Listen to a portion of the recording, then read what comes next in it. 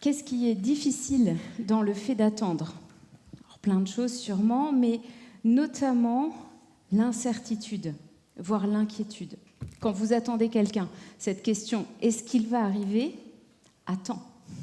Attend pour qu'on puisse réaliser nos projets. Est-ce qu'il va arriver avant le départ du train, avant que le film ne commence, avant le rendez-vous avec le médecin, etc. Et quand il est ou elle vraiment en retard, la question est-ce que c'est un lapin qu'on vient de recevoir, qui nous a été posé, ou pire, est-ce qu'il ne lui est pas arrivé quelque chose de grave ? Et malgré nos téléphones, il arrive de vivre ces temps d'incertitude sans réponse de l'autre. Pour ceux qui ont un peu plus de 30 ans, vous vous souvenez peut-être avoir attendu devant des cinémas que quelqu'un arrive, n'arrivez pas, voilà, vous étiez dans cette attente. Aujourd'hui, on a beau avoir des téléphones et beaucoup communiquer, parfois, l'autre ne répond pas à nos SMS frénétiques ou à nos appels répétés. Et c'est très frustrant, parce que dans ce silence, il y a de l'inquiétude. Et puis, toutes sortes de scénarios, parfois assez farfelus, on pense au pire. Alors, on râle, on négocie un peu avec soi-même pour savoir jusqu'à quand on reste, ou alors si on y va sans l'autre, on s'inquiète. En fait, on a besoin de savoir. Et dans ce silence-là, on est extrêmement dans un inconfort extrême. Vous avez remarqué que si l'autre nous envoie un message qui nous dit « j'ai un retard de 30 minutes », on râle quand même. Enfin, je râle quand même. Ça fait peut-être rater quand même ce qu'on a projeté, mais il y a cet apaisement qui vient de « on sait ». On a l'impression de maîtriser un peu mieux ce qui se passe et d'avoir des repères. Dans les derniers jours de Jésus sur terre, avant son arrestation et sa mort sur la croix, Jésus fait un long discours à ses disciples qu'on retrouve dans plusieurs évangiles. Et ce discours démarre avec quelque chose d'assez naïf, si vous voulez, c'est l'admiration des disciples devant le temple et qui disent à Jésus « Regarde, c'est magnifique ». Et Jésus dit de façon assez cinglante « Oui, c'est beau et c'est solide, mais ça va être détruit ». Et alors les disciples « Mais dis-nous quand ? Dis-nous quand ça va arriver et comment et quel signe indiquera que tout cela va se terminer ?» Alors qu'est-ce qu'il y a dans tout cela ? La destruction du temple, puisque c'est de ça qu'ils sont en train de parler. Mais il y a peut-être plus que ça. La fin d'une époque, la fin des temps, peut-être ce que les prophètes appelaient le jour du Seigneur, c'est-à-dire le jour où Dieu interviendra dans notre monde pour installer son règne de justice et de paix, pour éradiquer le mal et instaurer sa justice. Et cette question, dis-nous quand ? Dis-nous quand ? Qu'on soit chrétien ou pas, elle nous rejoint. Qu'est-ce qui est devant nous ? Devant les fractures et les fissures de notre monde, que ce soit l'instabilité politique, les menaces de guerre ou les problématiques écologiques, nous aussi, nous avons envie de demander « Mais il y a quoi ? Il y a quoi devant nous ? Où est-ce qu'on va ? Comment ça va se passer ? Que va-t-il se passer ? Et quand ?» Et vous voyez, on a 1000 questions, en fait. Sous-entendu, à partir de quand faut-il s'inquiéter ? Ou en tout cas, se préparer, se mettre en route. À la réponse des disciples, Jésus répond longuement. En gros, son message, c'est que les temps vont être difficiles et qu'il faut s'accrocher à la foi en Christ, qu'il faut rester fidèle à la foi en Christ. Et je vous propose de lire juste un extrait de ce discours qui est proposé dans les lectures d'aujourd'hui, dans l'évangile de Matthieu au chapitre 24, des versets 36 à 44. Et je vais lire en déroulant. Verset 36. Donc c'est Jésus qui parle. Pour ce qui est du jour ou de l'heure, sous-entendu où tout cela arrivera, personne ne les connaît, pas même les anges dans les cieux, ni même le Fils, le Père seul le sait. Jésus lâche une bombe. Le moment exact, personne ne le connaît, pas même les anges, pas même lui-même, Dieu le Fils. Seulement Dieu. Ça c'est dit. Personne ne sait. Alors à partir de ce verset, des théologiens ont vu l'aveu d'une limite vécue par Jésus dans sa condition humaine. Nous croyons qu'il est Dieu et ça se voit dans ce qu'il fait, dans ses miracles, dans sa sagesse. Il y a une divinité qui rayonne. Pardon, ça va ? Ok. Il y a une divinité qui rayonne en Jésus. Et en même temps, il ne vit pas sa divinité à fond quand il est sur terre. Il n'est pas partout en même temps, omniprésent. Il ne fait pas absolument tout, omnipotent. Et puis, manifestement, il y a des choses qu'il ne sait pas ou qu'il met de côté. Enfin, voilà. C'est un peu mystérieux. Mais je crois que le but de Jésus, quand il dit ça à ses disciples, c'est pas de nous faire entrer dans le mystère de la double nature du Christ, sujet éminemment dogmatique, mais en fait, c'est surtout de répondre aux disciples. Moi, je l'entends plutôt comme, écoutez, ni le conseil d'administration, ni le plus proche associé de Dieu le Père, c'est-à-dire le Fils, ne sont au courant. C'est un dossier top secret, vous n'avez pas les accréditations, laissez tomber, c'est pas pour vous. Voilà, ça ne vous regarde pas. Bon, c'est pas très agréable à entendre, mais c'est ce que Jésus dit. Lorsque les temps sont durs, c'est tentant de revenir à la question des disciples pour mettre du sens dans ce qui nous arrive. Hein, comme ce texto de « j'arrive dans 30 minutes ». Voilà, on a besoin d'avoir des éléments pour se raccrocher, pour retrouver un semblant de contrôle. Et on se dit, je ne sais pas trop ce qu'on se dit, mais si on avait une réponse, on se dirait quoi? Qu'on retourne tranquillement à nos occupations si ce n'est pas pour demain, ou alors que ça y est, on s'agite, on se met à fond, parce que le grand jour est arrivé. En fait, ça fait 2000 ans que les chrétiens vivent dans l'attente, et ça fait 2000 ans qu'ils vivent aussi avec des spéculations. Alors juste pour revenir un petit peu sur l'histoire européenne, l'effondrement de l'Empire romain, au 7e, 8e siècle, le passage à l'an 1000, les grandes guerres qui ont déchiré l'Europe très régulièrement, les grandes épidémies ravageuses, l'Holocauste plus récemment, et puis, presque avant-hier, le Covid. Au moment du Covid, oui, ça y est, c'est la fin des signes, etc. On peut voir des signes partout. Mais Jésus nous dit, ça ne vous regarde pas. Arrêtez de chercher des signes, arrêtez de chercher le moment. Vous ne saurez pas, un petit peu comme les enfants qui posent 1000 questions pour savoir où est caché le cadeau ou la clé. Voilà. Vous ne saurez pas. Acceptez de ne pas savoir. Et du coup, arrêtez de vous torturer l'esprit avec cette question. C'est Jésus qui le dit, ce n'est pas moi. Mais je le dis aussi. Alors quoi? Qu'est-ce qu'on fait une fois qu'on a mis de côté cette question? Verset 37. Ce qui s'est passé du temps de Noé se passera de la même façon quand viendra le Fils de l'homme. Le Fils de l'homme, c'est une façon dont Jésus se décrit lui-même. En effet, à cette époque, avant le déluge, les gens mangeaient et buvaient, se mariaient ou donnaient leurs filles en mariage, jusqu'au jour où Noé entra dans l'arche. Ils ne se rendirent compte de rien jusqu'au moment où le déluge vint et les emporta tous. Ainsi en sera-t-il quand viendra le Fils de l'homme. Alors, 2 hommes seront au champ, l'un sera emmené, l'autre laissé. 2 femmes écraseront du grain au moulin, l'une sera emmenée et l'autre laissée.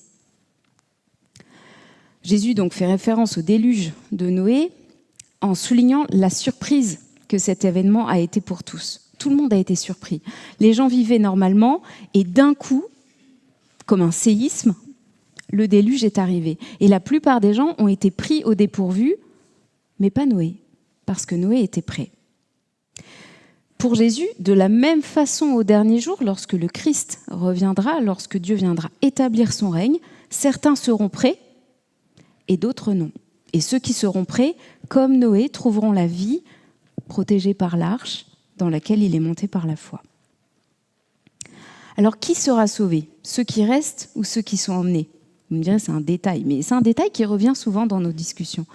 Je pense que ça dépend comment vous comprenez la situation de Noé et de ses contemporains.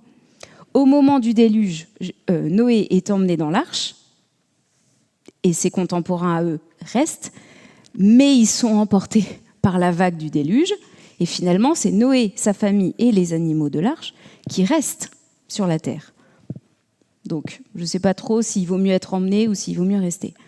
Mais en fait, l'essentiel, encore une fois, ce n'est pas tellement de savoir si on sera emmené ou si on restera sur terre au grand jour, mais c'est surtout de savoir si on sera avec Dieu. C'est ça l'essentiel. Et on en arrive à la conclusion, pas la mienne, celle de Jésus. Le cœur de l'exhortation. Donc, veillez, car vous ne savez pas quel jour votre Seigneur viendra. Comprenez bien ceci, si le maître de la maison savait à quel moment de la nuit le voleur doit venir, il resterait éveillé et il ne le laisserait pas pénétrer dans sa maison. C'est pourquoi, vous aussi, tenez-vous prêts, car le Fils de l'homme viendra à l'heure que vous ne pensez pas. Ça, c'est le cœur de ce que Jésus veut transmettre à ses disciples. Ça revient comme un leitmotiv dans ce long discours. Veiller, se tenir prêt. Alors peut-être que vous connaissez très bien ce texte et qu'il est habituel pour vous, mais je trouve ça quand même très étonnant que Jésus compare son retour à un cambriolage.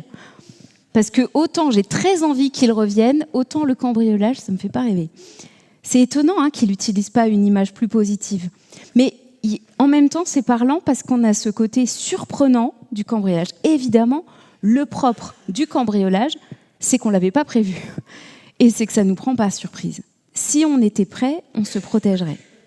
De la même façon, ceux qui seront surpris par l'intervention de Dieu au dernier jour risquent d'être surpris en mal, de mal vivre cette surprise, comme ceux qui ont été emportés par le déluge. Mais dans cette image, ce n'est pas tellement le cambriolage qu'il faut garder, c'est cette notion de surprise. Je crois que si on devait le reformuler, on pourrait dire que Jésus transmet cette exhortation « Ne vous laissez pas surprendre ». Ne vous laissez pas surprendre. Autrement dit, ce n'est pas parce que vous ne savez pas quand ça va arriver que ça ne va pas arriver. Autrement dit encore, malgré votre ignorance sur la date exacte, il y a une chose dont vous pouvez être sûr, c'est que Dieu va intervenir.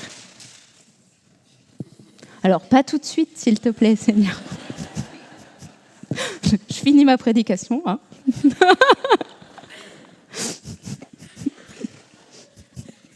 Tu bouges pas, Samuel, s'il te plaît. Si tu pouvais faire une apnée pendant encore 10 minutes, ce serait parfait.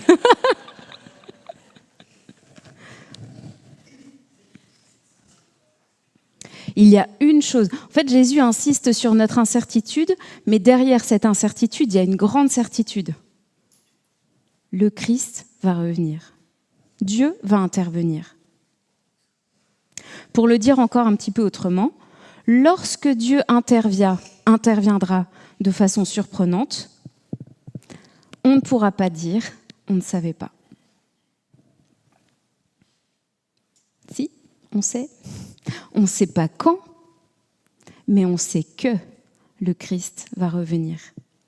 Jésus nous empêche d'utiliser notre ignorance des détails pour fuir la réalité de ce qui arrive. Le Christ va revenir. Ça, c'est sûr. C'est une certitude. C'est évident. Voilà, c'est là. C'est une réalité. Alors, ne nous cachons pas derrière le déni. On ne savait pas. Le découragement. Oh là là, c'est long. Peut-être qu'il nous a posé un lapin, qu'il vaut mieux faire autre chose. Non. Ou la désinvolture. C'est pas pour maintenant, j'ai le temps, je vais vivre ma vie comme je l'entends. De toute façon, c'est les générations d'après qui vont avoir ce problème. Moi, je vis comme si de rien n'était. En fait, on ne peut plus se cacher. Maintenant, on sait. On sait qu'il va revenir. Même si Jésus nous prive des détails. Il frustre ce besoin qu'on a d'avoir l'impression, et c'est qu'une impression, de maîtriser l'avenir avec un petit plan bien précis, des étapes, un calendrier, En fait, Jésus nous oblige à la confiance, à avoir une vraie confiance. C'est une confiance qui est basée sur la certitude qu'il reviendra, mais une confiance qui accepte que nous ne maîtrisons pas le planning de ce qui va se passer. Nous ne maîtrisons pas le déroulement du plan de Dieu. Il faut faire confiance, c'est Dieu qui gère. Ça tombe bien, il est omniprésent, omnipuissant, omnipotent, omniscient, il sait toutes choses, il est parfait. C'est la meilleure des personnes pour gérer son plan. Jésus reviendra pour établir le règne de Dieu, un monde nouveau, renouvelé de l'intérieur, pour être parfaitement juste et bon, un monde sans cris, ni larmes, ni deuil, ni souffrance. C'est ce que Jean reçoit dans l'Apocalypse. Et ça, malgré tout ce qu'on peut voir autour de nous, ça, c'est une certitude. Mais nous ne la maîtrisons pas, nous ne pouvons que l'accueillir. Notre espérance, c'est une certitude vécue dans la confiance avec une part d'ignorance. Et on doit vivre avec les deux, la certitude et un peu d'ignorance. Mais en vrai, on n'a pas besoin de tout savoir pour que le règne de Dieu avance. Les parents qui attendent un enfant ne savent pas tout ce qui se passe à la seconde près dans le ventre, et en même temps, l'enfant arrive.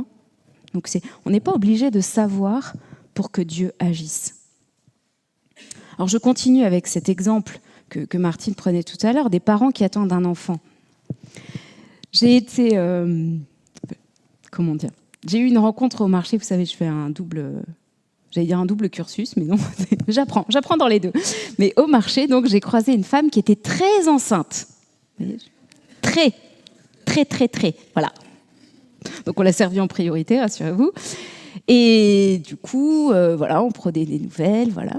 Et avec son compagnon, elle dit, là, c'est imminent. Normalement, le terme, c'est dans 2 semaines. Donc tout est prêt, à peu près. Voilà, il manque. Mais le gros est prêt. On a le sac de maternité. On s'éloigne pas trop de Toulouse en ce moment.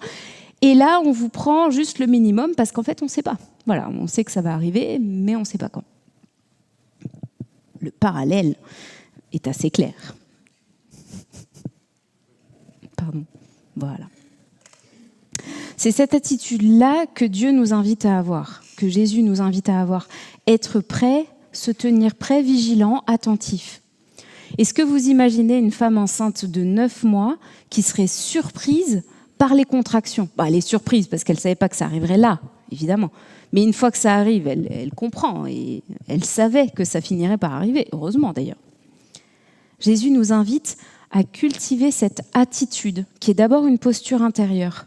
Vivre aujourd'hui en sachant que le Christ va revenir. Vivre chaque jour en cohérence avec le règne qui vient, avec le royaume qui vient.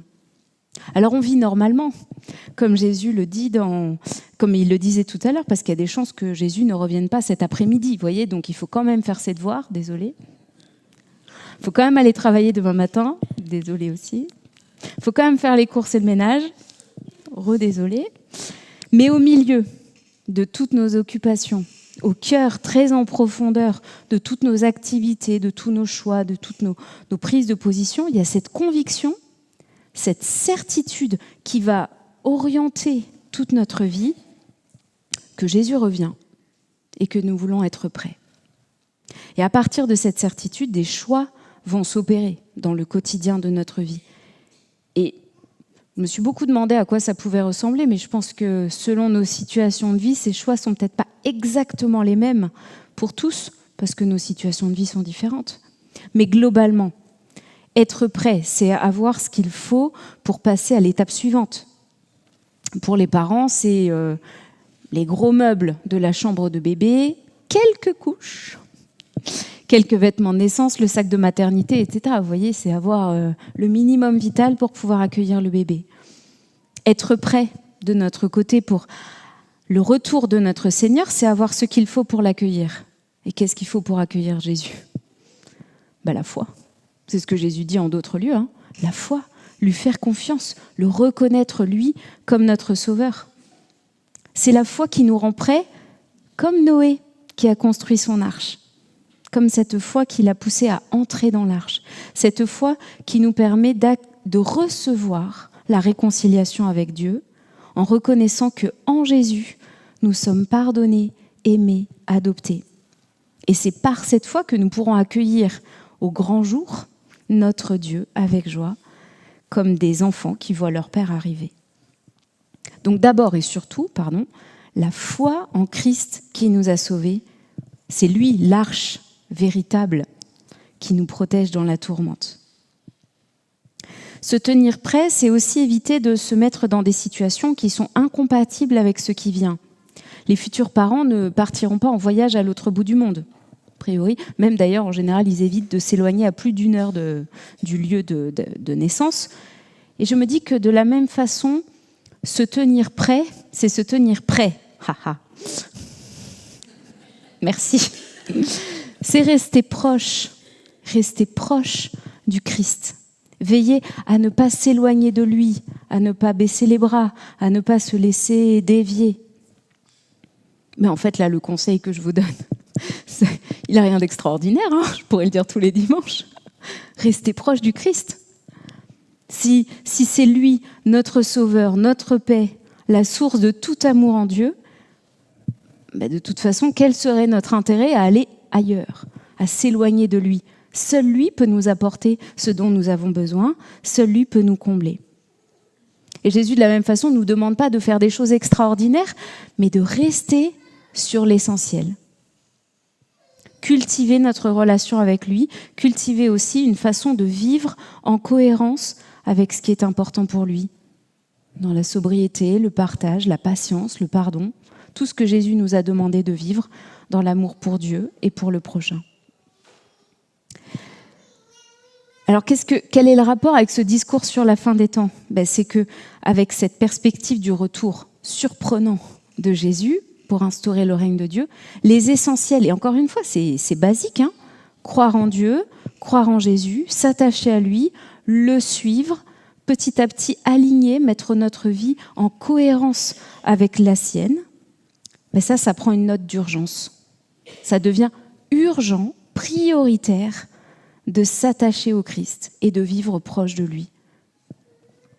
C'est urgent d'être prêt, ce n'est pas réservé aux autres, ce n'est pas réservé à plus tard, c'est maintenant. Maintenant, la priorité, se tourner vers Dieu, aligner notre vie sur son règne à venir. Alors ce temps d'avant nous conduit à Noël, bien sûr. Il nous invite à contempler le miracle de la naissance du Christ, Dieu avec nous, Dieu parmi les humains pour leur offrir salut et grâce. Mais le temps de l'Avent, c'est aussi un temps privilégié pour se demander « Qu'est-ce que je fais avec ça ? Qu'est-ce que je fais aujourd'hui avec cette bonne nouvelle ? Qu'est-ce que ça change à ma vie aujourd'hui ? Si Jésus venait là, maintenant, face à moi, comment je vivrais les choses ? Comment me tenir proche de lui aujourd'hui et vivre déjà en cohérence avec ce royaume qui vient. C'est ça l'espérance. Vivre déjà aujourd'hui, fermement appuyé sur la réalité qui arrive, ce monde que Dieu va instaurer.